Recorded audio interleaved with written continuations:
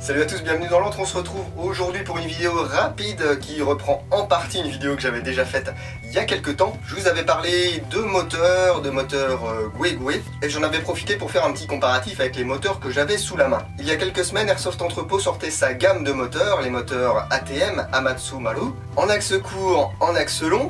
Alors vous pourrez remarquer que les axes courts sont livrés sans le ressort et les axes longs sont livrés avec le ressort. Il dispose d'aimants relativement balèzes. En tout cas, moi j'étais curieux de tester. Donc j'ai acheté un axe court pour mettre là-dedans. Hop.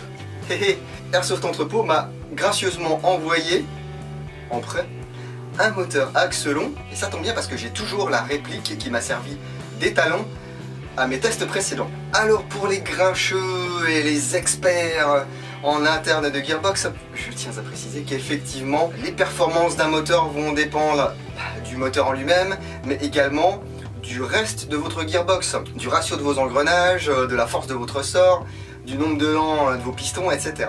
Là j'ai un interne qui est stock de GG CM16 SRS. La seule chose qui va changer par rapport au test précédent, c'est que cette fois-ci, comme j'avais pas de 0,20 sous la main, j'ai mis de la 0,25. Donc vous verrez que les FPS sont un petit peu plus bas que ce qu'ils étaient sur les autres tests chronie. Mais on s'en fout, là ce qui était important c'était la cadence de tir. Et puis la réactivité c'est toujours quelque chose d'un petit peu subjectif. Donc ça sera à vous de voir. Et à la fin, j'ai donc inséré ce moteur Ama Tsu Maru au classement que j'avais fait, qui correspondait juste au nombre de coups par seconde avec cette réplique de SRS. Voilà comment on recycle du vieux pour faire du neuf. Je vous laisse avec la vidéo et je vous dis à bientôt dans l'entre-bien go. Bise.